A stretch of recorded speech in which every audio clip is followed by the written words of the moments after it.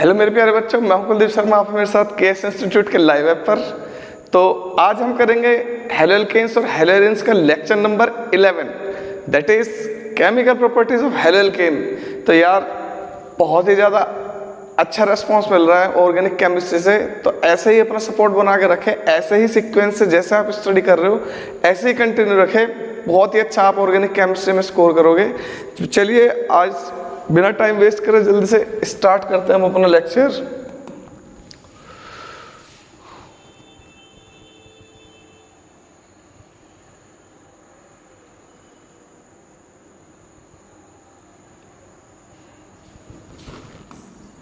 तो इसको स्टार्ट करने से पहले एक बार मैं शॉर्ट में रिवाइज करा दूं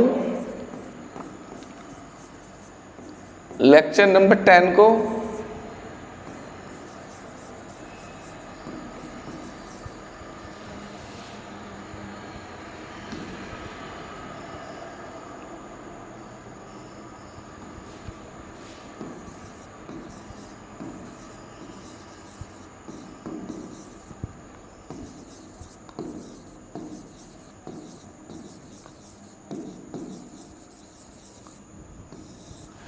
तो शॉर्ट में रिवाइज करते हैं एक बार लेक्चर नंबर 10 तक स्टार्टिंग से, ठीक है, हेलो एल्केन से। तो मेरे प्यारे बच्चों, मैंने क्या बताया था, हेलो एल्केन्स क्या होते हैं? हेलो एल्केन्स होते हैं वो कंपाउंड जिनमें एल्काइल ग्रुप हेलोजन एटम से अटैच्ड हो, वो होते हैं हेलो एल्केन्स। एल्काइल ग्रुप होते हैं आपके ओपन चेन होती है कार्बन की, जैसे CH3Cl, CH3 CH2Cl, CH3 CH2Cl, CH3 CH2 CH2Cl। तो ऐसे ही जब ओपन चेन कार्बन के हेलोजन के साथ बॉन्डेड होगी तो ये जो कंपाउंड होंगे आपके हेलो एल्केन। ठीक, उसके बाद मैंने बताया था क्लासिफिकेशन ऑफ हेलो एल्केन। तो क्लासिफिकेशन हेलो एल्केन का मैंने आपको बताया था 3 कैटेगरी में, ठीक है। कौन कौन सी कैटेगरी में बताया था? On the basis of number of halogen atom, तो नंबर ऑफ हेलोजन एटम के बेस पर, नंबर ऑफ हेलोजन एटम के बेस पर बताया था। उसके बाद बताया था टाइप ऑफ कार्बन के बेस पर। उसके बाद बताया था आपको मैंने हाइब्रिडाइजेशन के बेस पर। तो इस बेस पर ये होते हैं 3 मोनो हेलोजन कंपाउंड जिसमें 1 हेलोजन एटम हो। उसके बाद होते हैं डाई हेलोजन कंपाउंड जिसमें 2 हेलोजन एटम हो। तीसरे होते हैं पॉली हेलोजन कंपाउंड जिनमें 2 से ज़्यादा हेलोजन एटम्स हो। ये होते हैं हमारे मोनो हेलोजन, डाई हेलोजन और poly halogen compounds. Type of carbon के बेस पर CH3 CH2Cl ये प्राइमरी हेलो एल्केन है। उसके बाद CH3Cl ये सेकेंडरी हेलो एल्केन है क्योंकि हेलोजन सेकेंडरी कार्बन से अटैच्ड है। और CH3CH3CH3Cl ये टर्शियरी है क्योंकि हेलोजन एटम टर्शियरी कार्बन से अटैच्ड है। हाइब्रिडाइजेशन के बेस पर ये 4 टाइप के बताए थे जिसमें डबल बॉन्ड से डायरेक्टली हेलोजन एटम अटैच्ड हो, डबल बॉन्ड से डायरेक्टली हेलोजन एटम अटैच्ड हो तो ये होता है विनाइलिक हैलाइड। अगर डबल बॉन्ड से नेक्स्ट वाले कार्बन के साथ हेलोजन एटम अटैच्ड हो ये होता है एलाइलिक हैलाइड। अगर बेंजीन रिंग से नेक्स्ट वाले पर हेलोजन एटम अटैच्ड हो तो इसे बोलते हैं बेंजाइलिक हैलाइड। और अगर बेंजीन रिंग से डायरेक्टली हेलोजन एटम अटैच्ड हो तो ये होते हैं एराइलिक हैलाइड। उसके बाद बताया था मैंने आपको नंबर 3 पर आइसोमेरिज्म। तो इसमें आइसोमेरिज्म कितने टाइप की होती है? तो इसमें 2 टाइप की आइसोमेरिज्म देखने को मिलती है हेलो एल्केन्स में। एक तो होती है चेन आइसोमेरिज्म और दूसरी होती है positional isomerism. Chain isomerism and number 2 is positional isomerism, ठीक है। उसके बाद मैंने आपको बताया था इनका IUPAC नेम। IUPAC नेम में क्या करते हैं इसमें? इसके IUPAC नेम में फ्लोरीन, क्लोरीन, ब्रोमीन, आयोडीन इनको एज अ प्रीफिक्स यूज करते हैं। F को फ्लोरो, Cl को क्लोरो, Br को ब्रोमो और I को आयोडो, ये एज अ सारे प्रीफिक्स होते हैं और बाकी सारे रूल पहले के जैसे हैं। उसके बाद आ जाते हैं, हमने कराया था आपको nature of carbon halogen bond. तो कार्बन हेलोजन बॉन्ड का नेचर कराया था आपको कि कार्बन से ज़्यादा इलेक्ट्रोनेगेटिव है तो इस पर पार्शियल नेगेटिव आ जाएगा, इस पर पार्शियल पॉजिटिव आ जाएगा, तो ये बॉन्ड बन जाएगा पोलर बॉन्ड। उसके बाद मैंने कराया था प्रिपरेशन ऑफ हेलोएल्केन्स, ये सबसे लंबी वीडियो हुई थी हमारी, प्रिपरेशन ऑफ हेलोएल्केन्स। तो हेलोएल्केन्स की प्रिपरेशन हमने करी थी।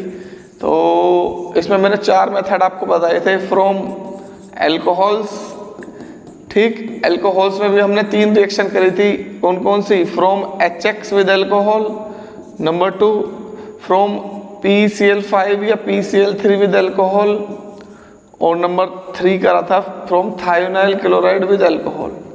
उसके बाद इसके सेकंड करी थी हमने फ्रॉम एल्केन से। उसके बाद हमने नेक्स्ट रिएक्शन इसकी करी थी फ्रॉम एल्कीन से बनाए थे हेलोएल्केन्स। और उसके बाद number 4 halogen exchange reaction, halogen exchange reaction, तो हेलोजन एक्सचेंज रिएक्शन से करी थी। ये 4 प्रिपरेशन मैंने बताई थी आपको। उसके बाद मैंने कल आपको जो पढ़ाया था वो पढ़ाया था फिजिकल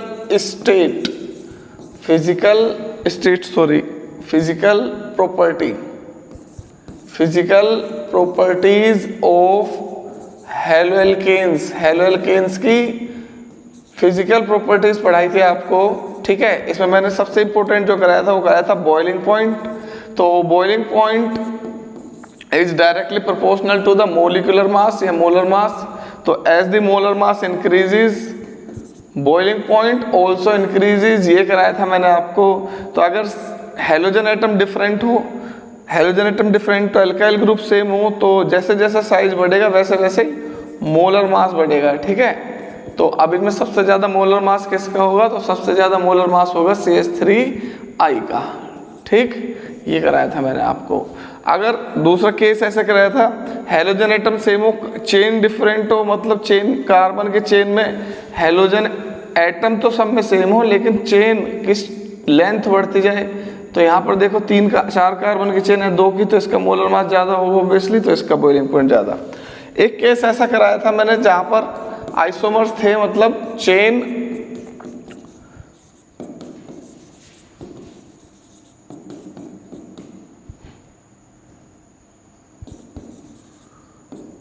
उनकी अलग थी,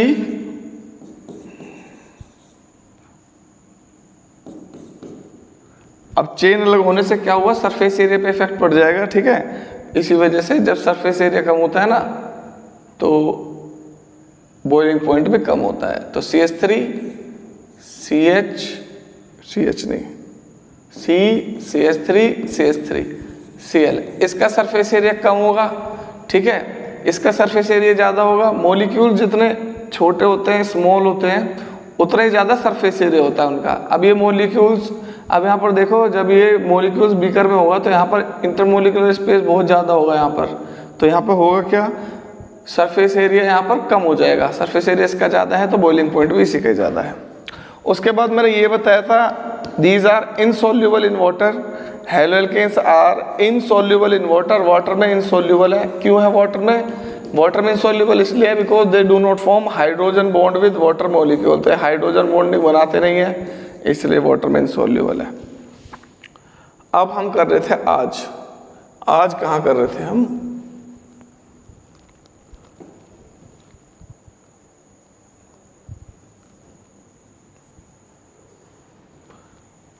केमिकल रिएक्शंस ऑफ हेलोएल्केन्स। तो नंबर 1, मेरा तरीका अलग है पढ़ाने का। पहले मैं सारी की सारी केमिकल रिएक्शंस आपको एक साथ बता दूंगा, जिससे आपको ये पता चल जाएगा रिएक्शन की है कौन कौन सी और कैसे होती है, ठीक है। और फिर उसके बाद सबको मैं 1 बाय 1 एक्सप्लेन कर दूंगा, जो भी जरूरी होंगे एक्सप्लेन करने के लिए, क्योंकि सारी रिएक्शन तो जरूरी नहीं होती एक्सप्लेन करने के लिए। तो हम करेंगे यहाँ पर केमिकल रिएक्शंस। तो आज का टॉपिक है हमारा lecture number 11, chemical reactions of haloalkanes. तो पहली रिएक्शन, ये बात याद रखना, हेलोएल्केन की रिएक्शन कैसी होती है। हेलोएल्केन की रिएक्शन होते हैं 4 रिएक्शन मैंने बताई थी आपको, सब्स्टिट्यूशन, एलिमिनेशन, रीअरेंजमेंट, एडिशन। तो उनमें इसकी रिएक्शन होते हैं सब्स्टिट्यूशन रिएक्शंस। तो सब्स्टिट्यूशन रिएक्शंस देता है हेलोएल्केन्स। तो हेलोएल्केन्स की जब रिएक्शन होगी तो सब्स्टिट्यूशन रिएक्शन होगी, मतलब R X, अगर इसकी किसी से भी रिएक्शन होगी XY से, ठीक है, तो यहाँ पर ये तो है पॉजिटिव, ये है नेगेटिव, ये जो नेगेटिव वाला है ये यहाँ से X को रिप्लेस कर देगा और ये जो प्रोडक्ट बन जाएगा आपका RY बन जाएगा, ठीक है, और ये बन जाएगा तुम्हारा X या X2। कुछ इस तरीके से रिएक्शन होती है इसकी, किसकी, हेलोएल्केन्स की। अब बस ये तुम्हें याद रखना है, अगर तुम्हें ये याद है तो कुछ भी नहीं है इसके अंदर। पहले रिएक्शन करके दिखाता हूं मैं, ठीक है। रिएक्शन नंबर 1 लिखो, रिएक्शन विद एक्वस NaOH या KOH। तो अगर एक्वस NaOH या KOH की रिएक्शन कराएंगे हम हेलोएल्केन के साथ तो क्या होगा, तो लिखो बेटा, व्हेन एक्वस NaOH और KOH reacts with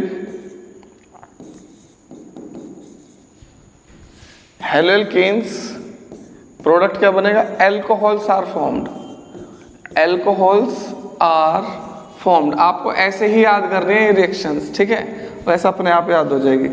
तो RX हेलोएल्केन्स है, KOH ये है एक्वस KOH, ठीक है। अब यहाँ पर ये पॉजिटिव है, ये नेगेटिव है, ये न्यूक्लियोफाइल है, ठीक।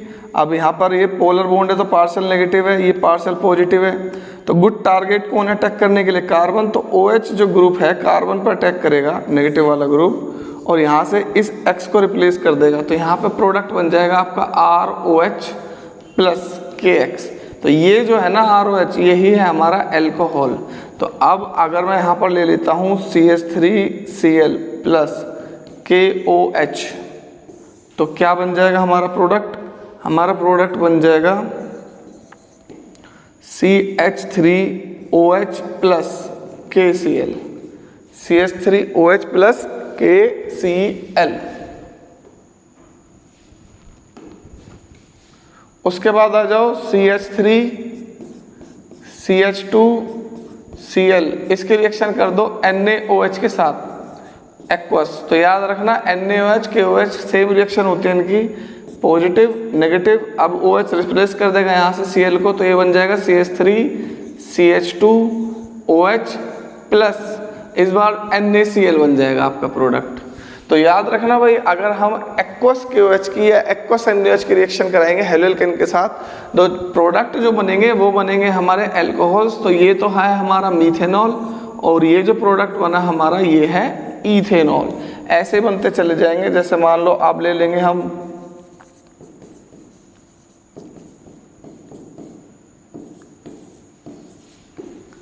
तो क्या बन जाएगा प्रोडक्ट हमारा, CH3 CH2 CH2OH plus KCl। तो ये हमारा प्रोपेनॉल। तो ये हमारी एक रिएक्शन हो गई, ठीक है। तो इन सब के मैं आगे आपको मैकेनिज्म भी कराऊंगा जब इनको डिटेल में पढ़ाऊंगा ना। अभी मैं केवल रिएक्शंस बता रहा हूँ कि रिएक्शन कौन कौन सी होती हैं, ठीक है। उसके बाद इसमें डिटेल बताऊंगा। जैसे इस रिएक्शन का एक मैकेनिज्म होता है, उसे बोलते हैं हम SN1 एंड SN2 रिएक्शन। अभी मैं इसी में खिचड़ी बना दूंगा, आप कंफ्यूज हो जाओगे कि ये रिएक्शन है, मैकेनिज्म है, क्या है। बस अभी सिंपल लिखते चले जाओ। फर्स्ट रिएक्शन है इसकी, रिएक्शन विद एक्वस KOH और NaOH, ठीक। इसके बाद आ जाओ नंबर 2,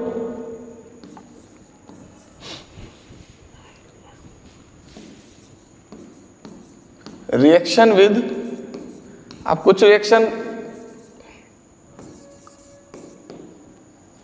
नॉर्मल रिएक्शन से थोड़ी सी अलग हो जाती है, एक दो रिएक्शन, जैसे कि ये। तो व्हेन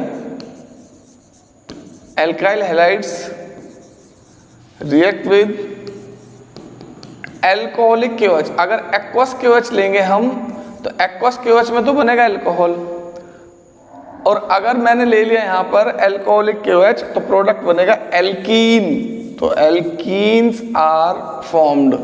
तो एल्कीन्स बनेंगे भाई अगर आपने ले लिया एल्कोहलिक KOH। तो CH3 CH2Cl। अब इसमें ले लो आप एल्कोहलिक KOH। अब मैं इन रिएक्शन को डिटेल में भी कराऊंगा अलग से नेक्स्ट क्लास में, अभी मैं करा रहा हूँ केवल आपको समझाने के लिए।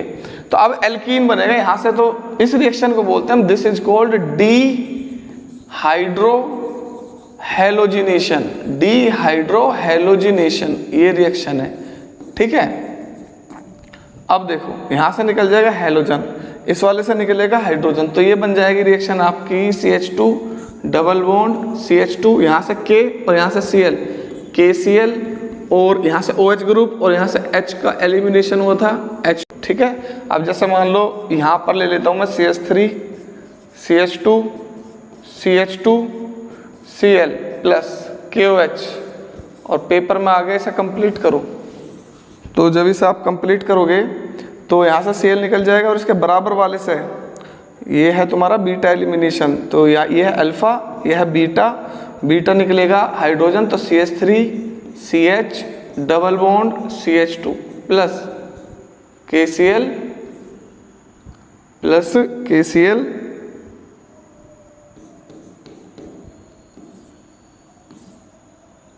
Plus H2O। अब जैसे मान लो ये है यार, इसको लेकिन बताऊंगा बाद में, ठीक है, अभी तो केवल थोड़ा सा बता रहा हूँ। तो ये भी एक एल्केन है सेकेंडरी। अब इसके अल्कोहलिक की वजह से कराओगे तो यहाँ पर दो प्रोडक्ट पॉसिबल है, एक तो है ब्यूट 1इन और एक है ब्यूट 2इन।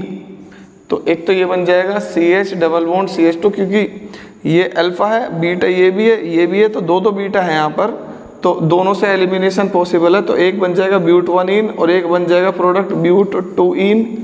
तो ब्यूट 2इन is more stable according to the Saytzeff rule, तो ये ज़्यादा स्टेबल है, ये 80% होगा, स्टेबल ज़्यादा होता है, उसका अमाउंट भी ज़्यादा होता है। तो ये हो गई हमारी reaction number 2।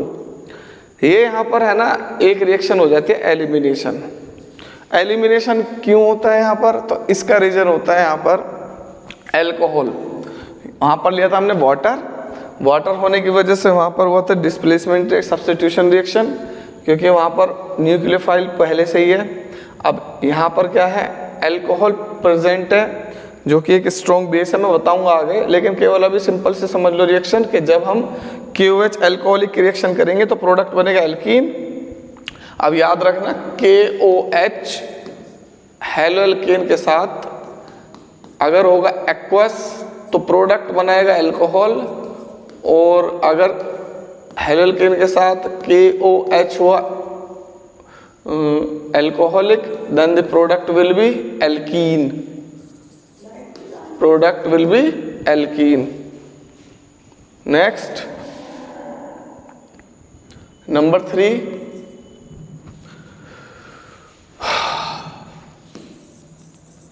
Reaction with sodium alkoxides. तो ये है सोडियम एल्कोक्साइड्स, वैसे इस रिएक्शन का नाम है Williamson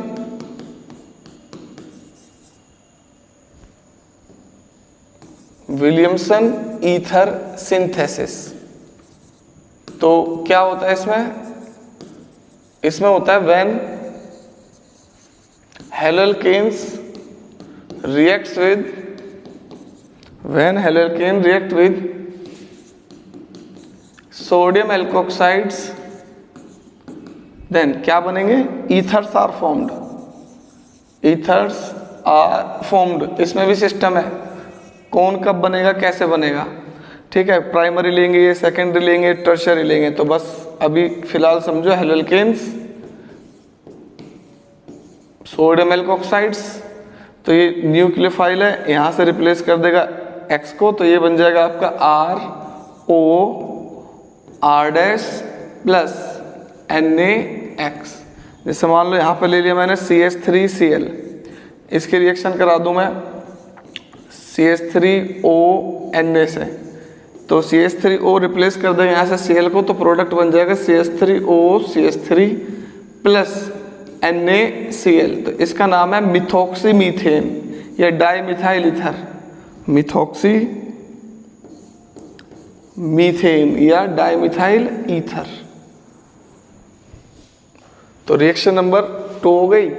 reaction number 4, reaction with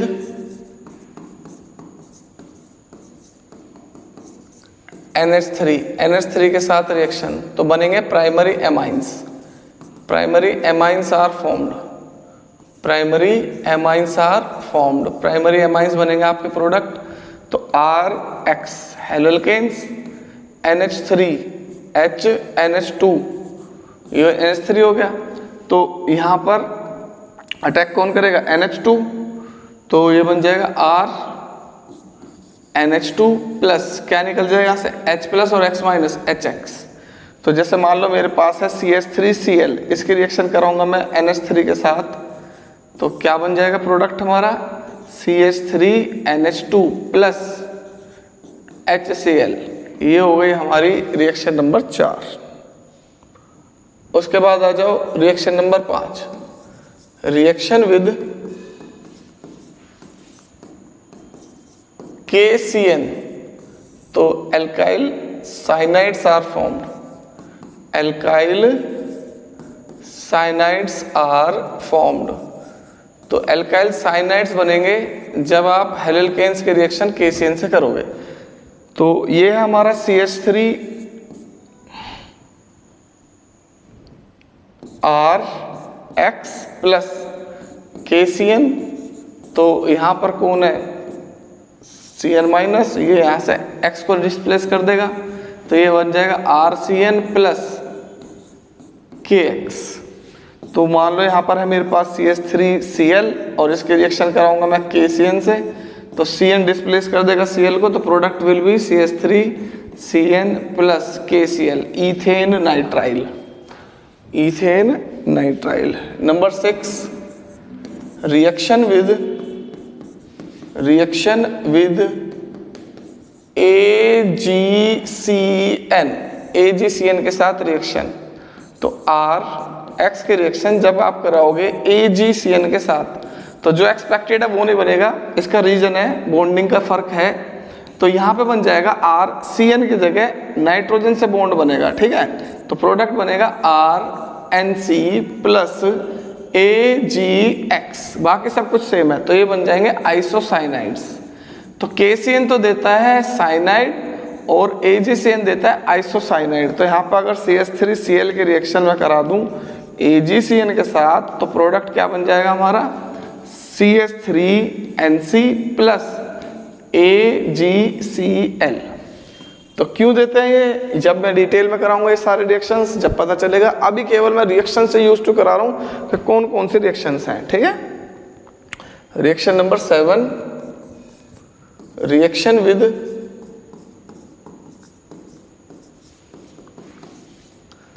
KNO2। तो KNO2 से जब रिएक्शन कराएंगे तो ये भी बिल्कुल सेम केस है, ऐसा ही। तो RX इसकी KNO2 से रिएक्शन करा दो तो एल्काइल नाइट्राइट बन जाएंगे, ये बन जाएंगे RONO प्लस KX। तो यहाँ पे मैं अगर ले लूँ CH3Cl और इसकी रिएक्शन कराऊँ KNO2 से, then the product will be CH3ONO plus KCl। यह है मिथाइल नाइट्राइट। अब बिल्कुल ऐसे ही एक और रिएक्शन होती है इसके जैसे ही, रिएक्शन विद AgNO2 के साथ रिएक्शन। तो जब AgNO2 की रिएक्शन कराऊंगा मैं, तो इसका जो दूसरा एम्बिडेंट न्यूक्लियोफाइल होता है वो होता है नाइट्रो। तो RX प्लस, तो यहाँ पे बन जाएंगे nitro alkanes are formed, nitro alkanes are formed. बस आपको यही तो याद रखना है किससे क्या बनेगा, AgNO2। अब यहाँ पे बॉन्डिंग होगी नाइट्रोजन से ही, ठीक है। तो ये बन जाएगा आपका RNO2 प्लस AgX।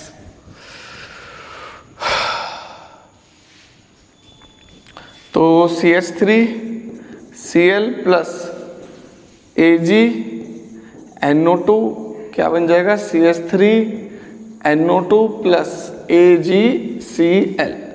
तो ये हो गया हमारी 8th रिएक्शन। चलो भाई next 9th reaction, reaction with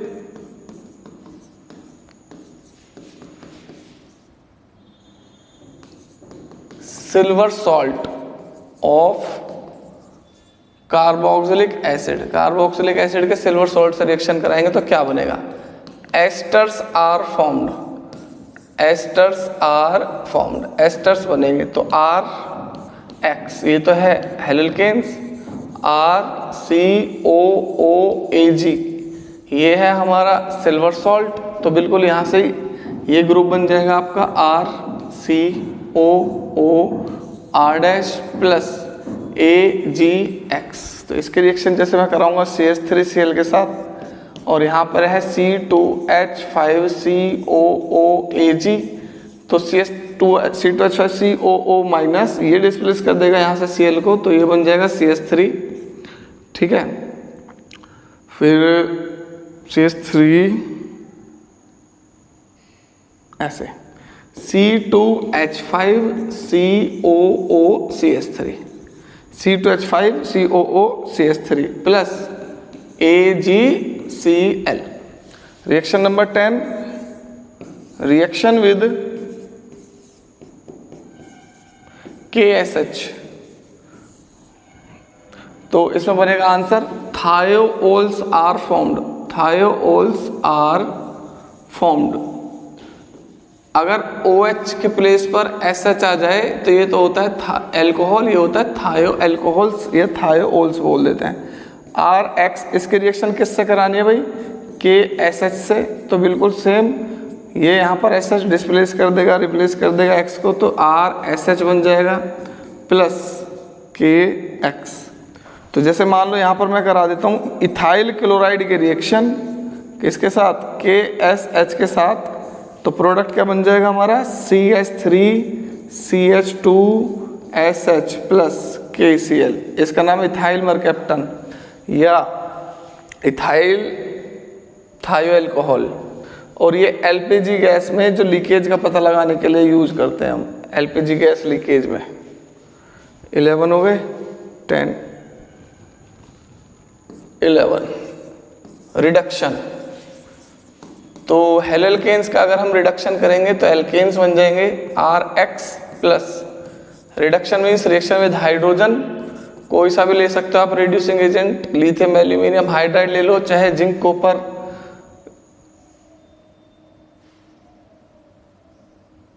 RH plus HX, क्या हो गए एल्केन, एल्केन्स आर फॉर्म्ड। तो जब रिडक्शन कराओगे हेलोल्केन का एल्केन्स बन जाएगा, ये मैंने एल्केन के डेफिनेशन में उसमें पढ़ा था प्रिपरेशन में। तो when CH3Cl reacts with hydrogen तो एक H रिप्लेस कर देगा यहाँ CH4 plus HCl। Number 12, reaction with sodium, reaction with sodium, तो इस रिएक्शन का नाम है वुड्स रिएक्शन। तो क्या होते हैं Wurtz reaction, when haloalkanes reacts with sodium metal in the presence of dry ether, then the products so formed are called alkanes, alkanes are formed containing double carbon atom than the reactant। तो ये है Wurtz reaction. तो अगर मैंने ले लिया CH3Cl, तो sodium के साथ जब आप रिएक्शन कराओगे ड्राई ईथर के प्रेजेंस में, तो product will B CH3 plus 2NaCl, ये है Wurtz reaction. Number 13, reaction with magnesium Mg। तो मैग्नीशियम के साथ रिएक्शन करोगे तो क्या होगा, आंसर है Grignard reagents are formed, Grignard reagents are formed. तो ग्रिग्नार्ड रिएजेंट्स बनेंगे अगर आपने हेलोल्केन्स की रिएक्शन मैग्नीशियम से करा दी। तो हेलोल्केन्स क्या होता है RX, मैग्नीशियम क्या होता है Mg, तो ये हो जाता है आपका RMgX। तो मैं मैकेनिज्म नहीं बता रहा हूँ, केवल प्रोडक्ट और रिएक्टेंट बता रहा हूँ आपको। तो ये जो बने ना ये सब ग्रिग्नार्ड रिएजेंट्स, ये हैं ग्रिग्नार्ड रिएजेंट्स। अब जैसे मान लो मेरे पास है CH3Cl प्लस Mg, तो प्रोडक्ट पता है क्या बन जाएगा, CH3MgCl, इसका नाम है मिथाइल मैग्नीशियम क्लोराइड। ये है ग्रिग्नार्ड रिएजेंट, ऐसे ही और होंगे ग्रिग्नार्ड रिएजेंट। ये नेक्स्ट मेंबर हो जाएगा ग्रिग्नार्ड रिएजेंट का CH3CH2 MgBr, ethyl magnesium bromide, ऐसे ही सारे के सारे होंगे ये ग्रिग्नार्ड रिएजेंट। तो बेटा ये 13 रिएक्शन है जो आपको करनी है हेलोल्केन्स और हेलोरिन्स में। आई होप अब आपको समझ में आ गया होगा हमें करना क्या है। तो हमें करना है chemical reactions of haloalkanes. Haloalkanes की केमिकल रिएक्शन करनी है, और केमिकल रिएक्शन करनी है हमें टोटल कितनी 13। और इन 13 रिएक्शन को नेक्स्ट क्लास में भी सिखाऊंगा 1 by 1। अब तो मैंने सारी 13 की 13 रिएक्शन को एक साथ समझा दिया कैसे कौन कौन सा प्रोडक्ट बनता है। तो अब आपको याद करना है, ठीक है, कि what happen when haloalkanes reacts with aqueous KOH, alcoholic KOH, NH3, sodium alkoxides, ठीक है। तो आपको इनके प्रोडक्ट याद करने हैं, प्रोडक्ट लर्न हो जाएंगे बहुत इजीली। अब मैं नेक्स्ट क्लास में इनको 1 by 1 कराऊंगा और आपको क्वेश्चंस भी दूंगा, तो इससे और भी अच्छा हो जाएगा आपका टॉपिक। तो आज की वीडियो को यार इतने रखते हैं, ठीक है। मिलते हैं हम नेक्स्ट क्लास में, उसमें करेंगे हम इन रिएक्शंस को डिटेल में 1 by 1, ठीक है। चलिए बेटा, थैंक यू सो मच, और ऐसे ही मेहनत करते रहिए जैसे कि अब आप कर रहे हो। कंटिन्यूसली सारे लेक्चर्स 1 by 1 लेना, कभी भी कोई लेक्चर स्किप मत करना, ठीक। जैसे कि अभी आप पूरी मेहनत के साथ लगे हुए ऐसे ही कंटिन्यू करते रहो। Thank you so much, good luck, God bless you.